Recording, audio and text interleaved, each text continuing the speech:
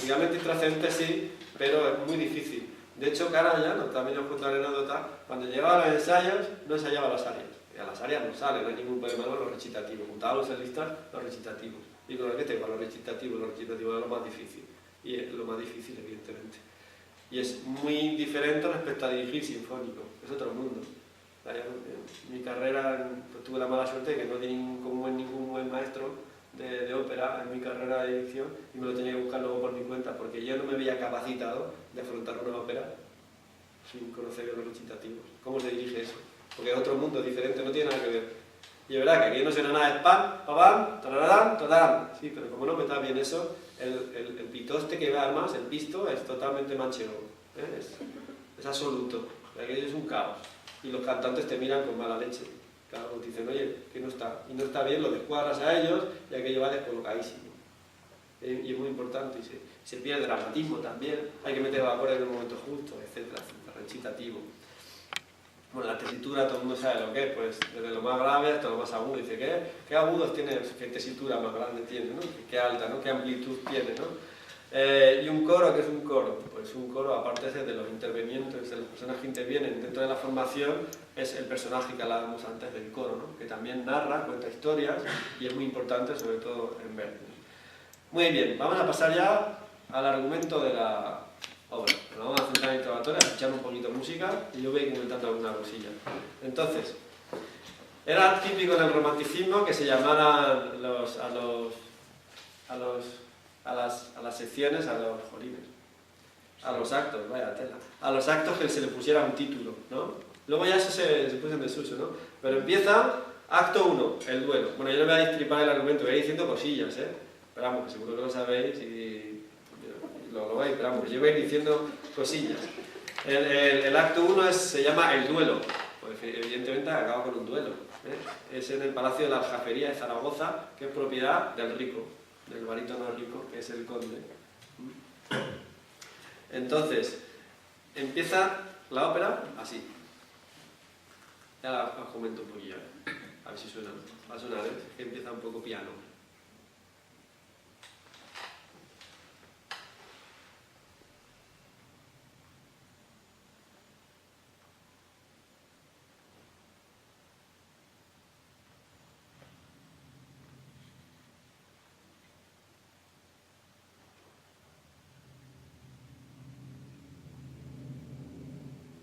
¿Estáis escuchando?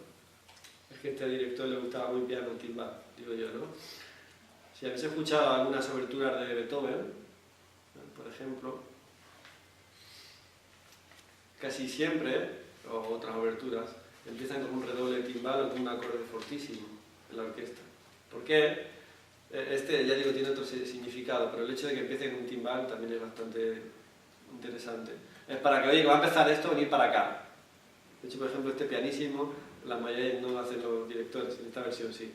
Generalmente hacen un timbal que se repite 3 veces, 3 llamadas, y generalmente los directores lo hacen a diferente intensidad. Yo eso lo copio porque me gusta. Le digo al timbalero, oye, hazlo 3 veces a diferente intensidad. Entonces la intensidad cada vez es mayor. Piano, y digo, piano, me echo forte, forte. Entonces al final, vale, queda ahí más. Entonces, ¿era un efecto de llamada que la gente va a empezar? No, yo creo que no. Es sencillamente aquí Verdi, es por dar misterio. Da un poco misterio. Y justo después de esto empieza Mi mayor. Entonces, ¿por qué digo Mi mayor? Porque Verdi es muy también de simbolismo las tonalidades. Y el Mi mayor es el símbolo de poder para él. Entonces Mi empieza luego después de estar en un Mi mayor muy muy claro. La primera intervención de un solista es con alerta, que es Ferrando, que es el bajo, que no hablé mucho de él, pero tiene una primera parte, unos 15-20 primeros minutos, que de aupa, ¿no? Es decir, bueno, esto empieza la ópera y es aquí. Los solistas los más importantes no aparecen, pero él se pega 15 minutos de aupa, donde puede tirar abajo o arriba la ópera, ¿no? Donde intervención de Ferrando cuenta la historia de como que vivían dos Due Figli, vivía Padre Beato, y después hace la Vieta Chingara. Hay que tener mucha técnica, mucha claridad, velocidad, soltura, etc. Es un bajo casi en coloratura. Si escuchamos un poco el principio.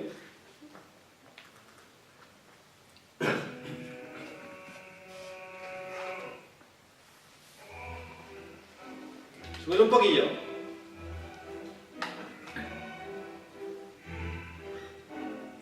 Esta es la vieta chícara. ¿Ves que tiene que correr mucho la voz? Toma, tíralo. Repite. Toma.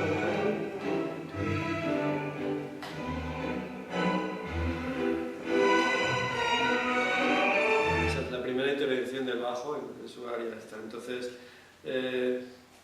complica. Está contando aquí la historia de que había una gitana que apareció al lado del hermano del conde y dijeron que la habían embrujado, ¿no? Avieta chingara, que es la traducción, había una gitana. Después de esto aparece el coro que dice Sulorno de Intenti, porque la gitana esta la quemaron por mala, lógicamente, porque embrujó al niño tal y cual. Y el coro dice Sulorno de Intenti, es el coro muy importante. El coro dice, sobre los bordes de los tejados todavía ven a esta gitana, pero al fantasma, su aparición, pues la han matado, ¿no? Es misterioso, misterioso. Muy bien. Después de esta intervención van apareciendo los solistas poco a poco. Ahora aparezco yo. Eso está muy bien estipulado también en los compositores de estos, ¿no? Aparece uno, aparece otro, como aquí se presenta hasta mi carta de presentación, ¿no? Con el recitativo, con la cavatina, con la intervención del coro, otro personaje que acompaña. Entonces aparece el famosísimo Tachea la Notte, que será de las áreas más famosas de la historia de la música. Estaba silenciosa la noche, ¿no? La orquesta presenta a la Leonora. La orquesta tiene un papel dramático bastante interesante. Una vez un director de escena, y yo me pillé a mí en el ensayo, pero estaba piano. Dice, la orquesta no da el dramatismo, lo dais vosotros, y ostras, luego lo cogí solo, no se lo dije delante. Dije, ¿cómo? La orquesta, claro, que da dramatismo. Te está introduciendo al personaje, te está diciendo cómo es un personaje. Es bueno o malo, nos va a producir simpatía, ¿no? Sí, claro, lo da absolutamente todo. Tú puedes quitar orquestación, cambiar orquestación y quitas y metes dramatismo, etc. Claro que das. Es como una película de cine, si dice la música no da dramatismo. La música da muchísimo dramatismo o te quita. Pues una ópera yo diría que incluso más, ¿no? Pues el Tachea la Notte es de las cosas más conocidas. Vais a ver ahora cómo presenta el personaje con unos arpegios muy delicados de flauta, de clarinetes y unos trinos de violín en el agudo. Eso que es dulce, lánguido, inocente.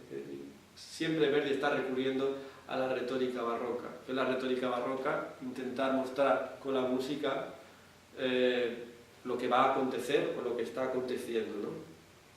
Entonces vamos a escuchar el Tachea la Notte, un poquito solo el inicio para que lo veáis. Voy a pasar al recitativo.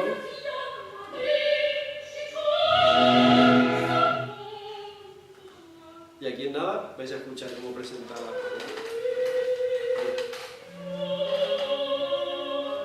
Vais a escuchar el tino de los violines.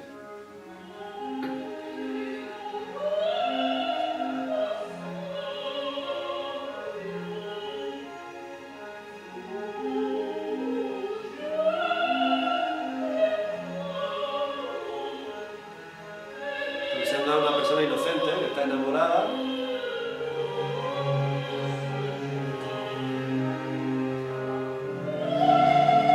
ahora le dice a Inés que está con ella. ¿Qué ha ocurrido? Ascolta, escucha. Cavea, ¿qué pasa? Cavero. Y ahora empieza el tache, que es la cavatina suya. Esto era al final del recitativo muy nervioso. Escucha, escolta, Tachea la Notte, estaba callado.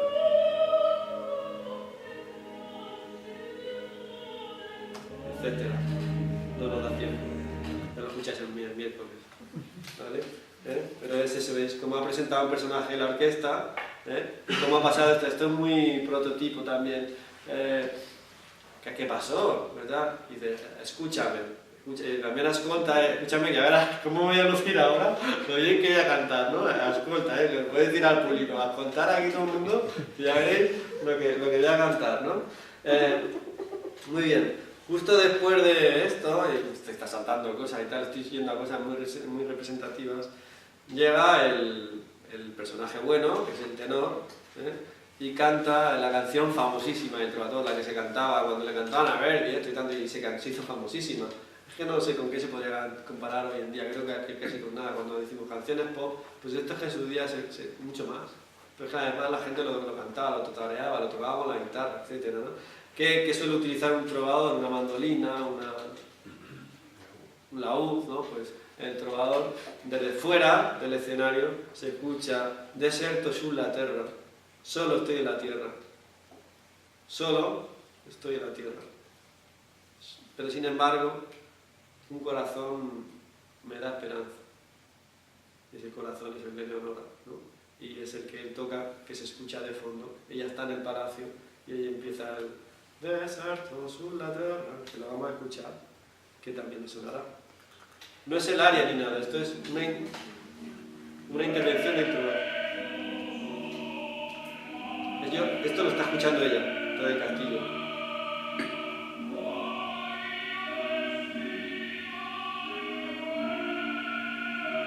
Eso lo espera un coro.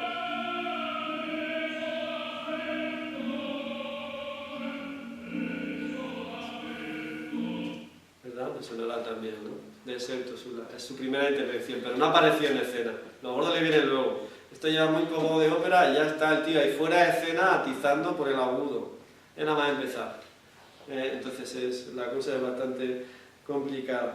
Justo después de que acaba esto, del deserto sulla terra, deserto, bueno, hay una serie de acciones y tal, pero voy a poner el infida a qual voce, que es un ejemplo de acción cuando hay muchos personajes en ópera que están entre ellos hablando. Por ejemplo, puede darse varias opciones. Una opción es que están entre ellos, pero sea un dúo, un terceto, que sea una especie de aria lírico y tal, que se están luciendo los dos, los tres, los cuatro personajes, ¿no?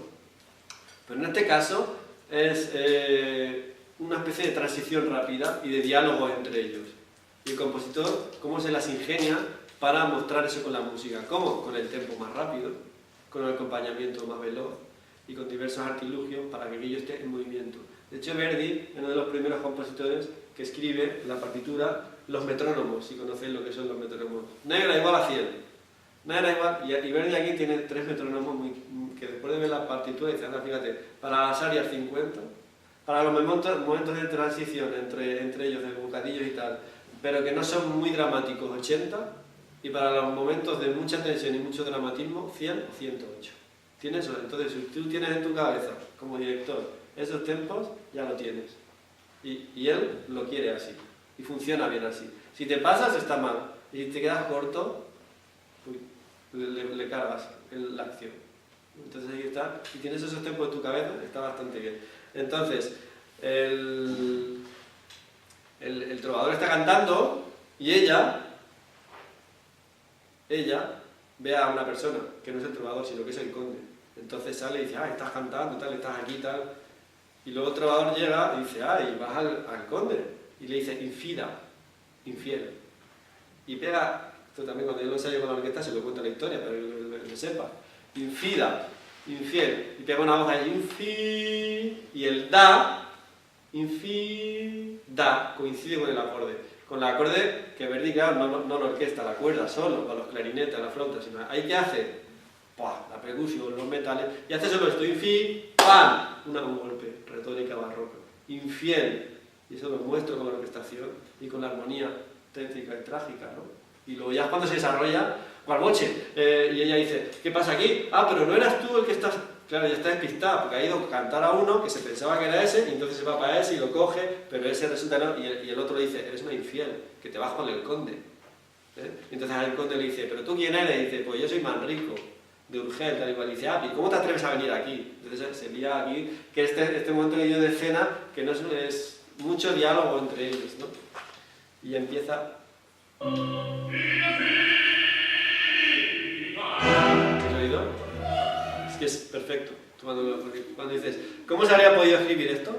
Así, no de otra manera. Es que esto es lo que tienen los grandes compositores.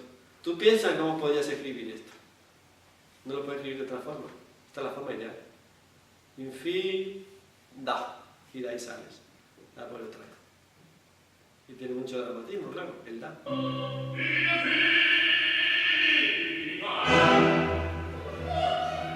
coche ya empiezan a dialogar. Y la orquesta a caminar.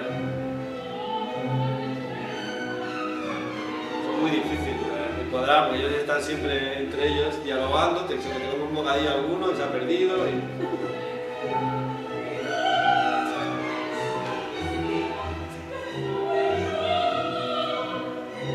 Etcétera, etcétera. Bueno, si vamos al acto 2, que ya digo aquí mucho a Santa de Marta diciendo lo más significativo, el acto 2 se llama La Gitana. La gitana no aparece hasta ahora, la Azucena, y es la personaje principal, según decía Verdi, además, ¿no? Una mezzo-soprano, que es una de las primeras veces donde una mezzo-soprano también tiene mucha importancia, y para Verdi, la mezzo-soprano, la voz es muy importante. Contrariamente a los autores anteriores, donde la voz de mezzo-soprano se utilizaba poquísimo, ¿no? Entonces, la gitana, que es el segundo acto, empieza con el famosísimo coro de gitanos, que lo voy a poner y lo vais a conocer. Entonces, tanto los gitanos en su campamento en Vizcaya, ahí, en los montes de Vizcaya, entonces, para que veáis la importancia de un coro, Verdi abre el segundo acto con el coro de los gitanos, destacaría de aquí los instrumentos primitivos que se utilizan, el yunque y el martillo, que son instrumentos de trabajo, porque están hablando de trabajar y cosas de estas. Entonces, ¿con qué se trabaja en esa época? Con yunque y martillo. Y del gitano, chan, y suena el yunque a tiempo y el martillo a contratiempo.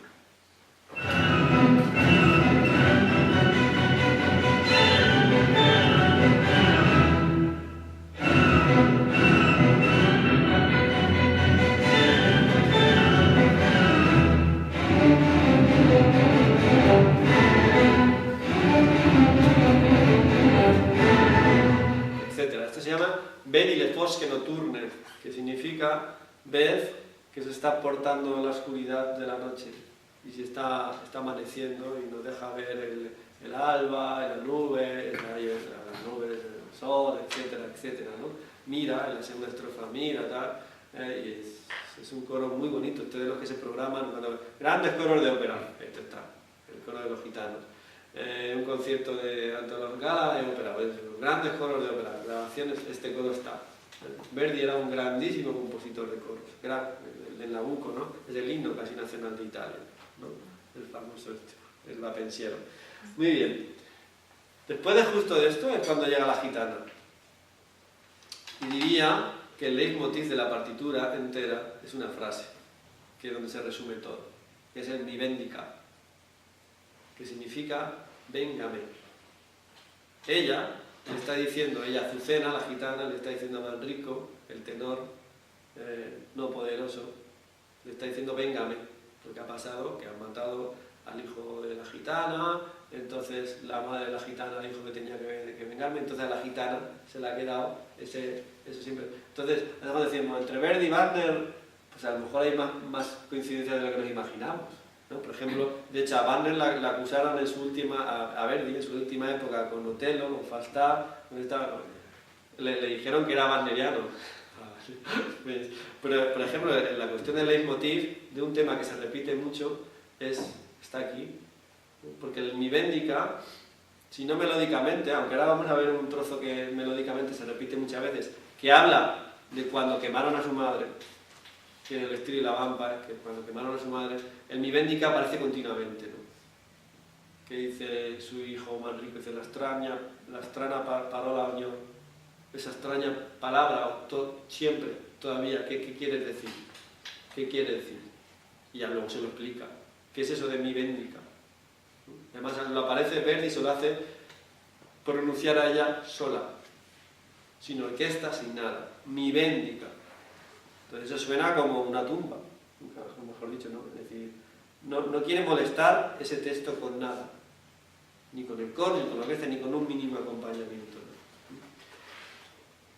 Y para mí es el leitmotiv argumental, como he dicho, y musical. Lo vamos a escuchar para que veáis cómo lo escribe. Ahora lo va a decir.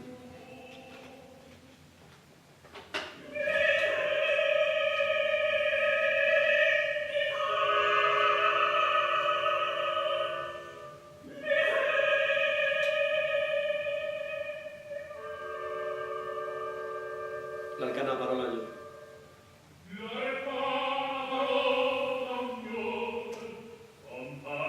Pues, ha dicho Manrico, la extraña palabra otra vez. Luego ya le voy a explicar por qué era eso, ¿no? Mi véndica lo tiene ella entre ceja y ceja, que lo dijo su madre, me vas a vengar, que me han matado, me vas a vengar. Muy bien. Pues ahora justo cuando dice la extraña palabra, cuéntame qué ha pasado, porque es eso de mi véndica, ¿no? Entonces le dice que mataron a su madre porque hechizó al hijo del conde, que es lo que decíamos al principio, ¿no? Vieta, chinga, había una gitana que embrujó al hijo del conde. Entonces, como lo embrujó, pues la mataron. Y viene, después del véndica, condotta ella era inceppi, que es el famoso, conducida entre cepos, ella fue a la hoguera y la quemaron. Muy importante, si os vais a fijar aquí, que lo voy a poner ahora, no intento poner cosas gratuitas, en el acompañamiento, que es un ostinato, hace tíralo, tíralo, eso se repite hasta la saciedad, ese golpe rítmico, ese acento al principio, pam, como de quejido, pero el quejido fundamental en la música, en la retórica, es el semitono descendente. Si alguno sabe música aquí, pues el semitono, es decir, la mínima distancia entre una nota y otra. Eso es el ay. Si tú dices ay, te sale un semitono. Ay. Eso es lo más cercano.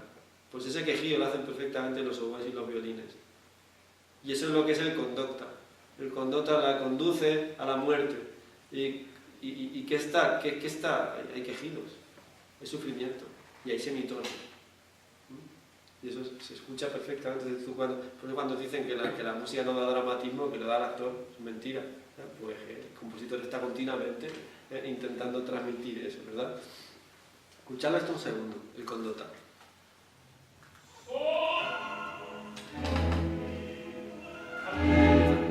Tíralo. Y el quejido. Y ahora dice condotta.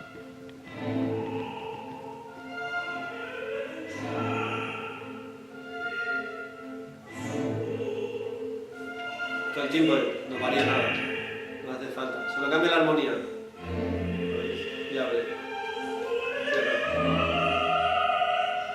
Pero el tari sigue todo el tiempo, es ostinato, el ritmo siempre igual, pero no se hace aburrido para nada. Repite. Lo hacen mucho en la ópera también, adaptan el texto a la misma música de antes. Complicado, muy complicado, de verdad es muy complicado componer, pero hacer una ópera es adaptar un texto a una música, eso es muy difícil porque es que te tienes que ceñir a la acentuación y eso es muy difícil. Estamos hablando de que estos señores hacían óperas como, no como churros porque fuera mal, sino que con mucha facilidad, muchas facilidades, pero te das cuenta como casi toda la vida cuando te pones a ello, ¿no? Si no te pones, pues eso a lo mejor no, pero ponte y verás. Mi examen final de carrera, por ejemplo, fue hacer una escena de ópera. Yo lo pasé fatal. Nos dieron ahí un texto y 5 días. Venga, tomar este texto tenéis que poner música. Evidentemente lo entrenas. Pero hasta ese final de carrera yo lo había hecho sinfónico, no había escrito nada para letra. Y te das cuenta de que estás totalmente atado. ¿Por qué? Porque te tienes que ceñir a la acentuación de un texto y no estás libre. Ahora, dentro de eso, pues hay que hacer lo que hacen estas personas, ¿no? Que son gente muy trabajadora, punto uno, y con un talento especial, ¿no? Muy bien, pues aquí lo que ocurre, que le ha dicho que su madre tal igual, ya le va a decir que sí, que su madre la mataron y tal, pero que ella le hizo caso a su madre y la vengó. ¿Por qué? Porque cogió al hijo del conde y también, igual que a su madre la quemaron, pues ella quemó al hijo del conde.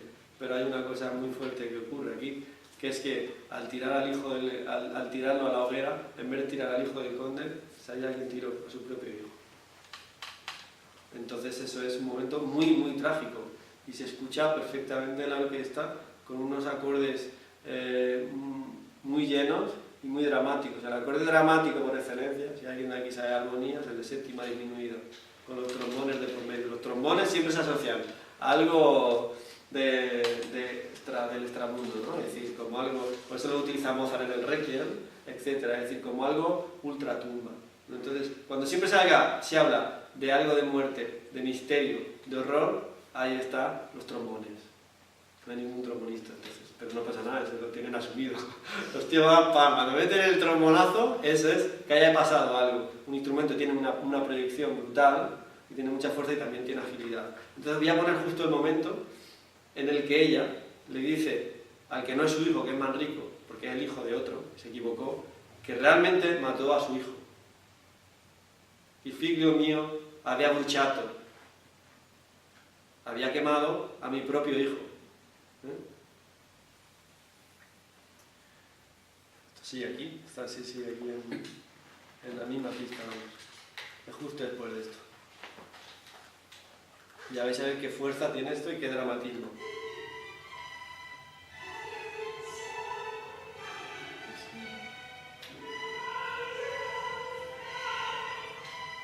¿Habéis escuchado? Ti, ti, ti, ta, tiretto, ti. ¿Habéis escuchado esto? Ahora voy a poner después, quedaos con el fragmento, si no tiene leitmotiv Verdi y ostinatos.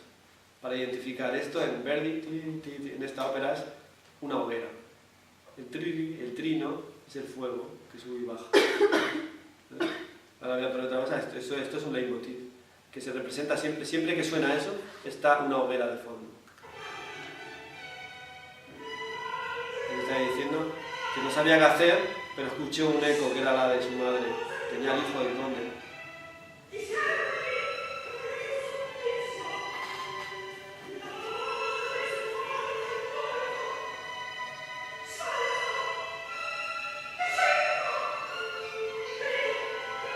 Pero empieza a crecer la tensión. Ya había cogido al hijo, le ha arrastrado y le iba a tirar. La mano la tengo extendida, la voy a tirar.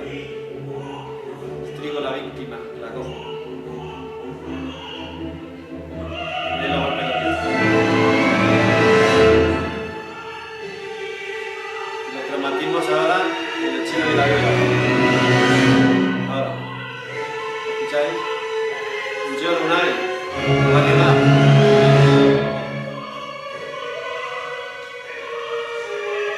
Hacia arriba, hacia quemarlo.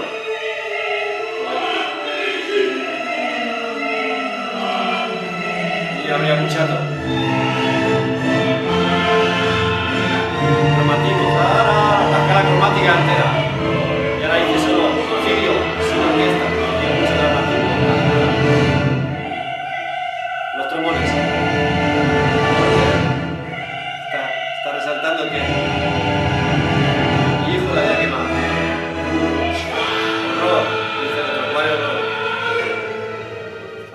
con ti, ti, ti, la directo, ti. Mirad cómo empieza esto.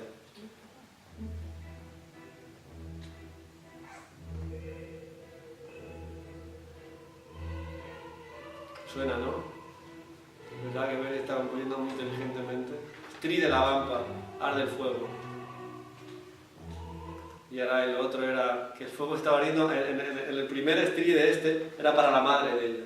Y el segundo era el fuego que ella había hecho para vengarse, para mí vendicar. ¿Qué ocurre? Que se equivoca y en su tensión, en su pues quema a la persona que no le tocaba. El tercer acto, si el segundo era la gitana, el tercero es el hijo de la gitana. Y están en el campamento de Casteló. Y aquí tiene un coro precioso, ¿no? Cuando vayáis al teatro el miércoles, disfrutar con este coro. Se llama Orco Datima fra poco. Ya estamos jugando a los dados, porque van a invadir el castillo. Pero dentro de poco vamos a jugar a las armas. Entonces el coro está en plan jugando y todas estas cosas entre ellos. Y hay algunas representaciones que me gustan mucho, en este caso no son así, pero a mí me gusta mucho, en punta de lanza. Es como una especie de concierto, porque el coro está parado. Pero está parado no de pie, normal, sino que está formando figuras. ¿Y qué figuras forman? Las puntas de lanza. Eso que es de guerra. Y es el coro que puse antes, el Orco Daima fra poco, que es una auténtica maravilla. Tiene una fuerza